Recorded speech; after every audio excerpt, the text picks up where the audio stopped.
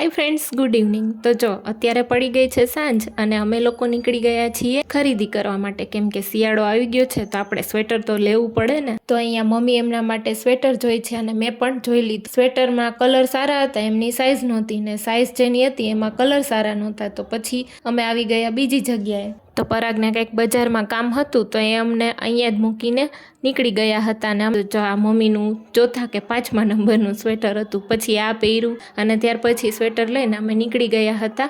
Night dress ને એવું બધું લેવાનું હતું અને પછી મેં ને મેઘુદીએ બે એક નાઇટ ડ્રેસ લઈ લીધો। ત્યારથી પહોંચી ગયા અમે માંડવી પાક લેવા માટે। તો શિયાળો આવે ને તો માંડવી પાક ને બધું ખાવું તો પડે ને। ત્યાર પછી પરાગ અમને મૂકી ગયા ઘરે આવ્યા ને પાછા નીકળી ગયા હું ને મેઘુદી બે પાઉંભાજી ખાવા માટે, કેમ કે તે દિવસે તો પાઉંભાજી આપણી બાકી રહી ગઈ હતી ખાવાની। તો અમે જો શ્રીનાથ પાઉંભાજીમાં પહોંચી ગયા, ત્યાં આવી ગઈ આપણી સરસ મજાની પાઉંભાજી। તો જો આપણા પાઉં ભાજી પાપડ છાશ બધું મંગાવી લીધું હતું। પાઉંભાજી ખાઈને આપણે નીકળી ગયા હતા ઢોસા લેવા, કેમ કે મમ્મીને પાઉંભાજી ન ભાવે તો એમના માટે ઢોસા પાર્સલ કરાવી લીધું। તો આપણું પાર્સલ થઈ ગયું છે રેડી, તો આપણે જઈએ હવે ઘરે આવીને જો અત્યારે કેટલા વાગ્યા હતા, જો 9:45 વાગી ગયા હતા ને હું સાહેબ માટે અહીંયા જીંજરા ફોલું છું, એને ખાવું તું લીલા ચણાનું શાક, તો એમના માટે બનાવી નાખ્યું લીલા ચણાનું શાક। મમ્મીએ પણ ખાઈ લીધા ઢોસા અને અહીંયા આપણું જીંજરાનું શાક છે એ પણ સરસ મજાનું બની ગયું હતું।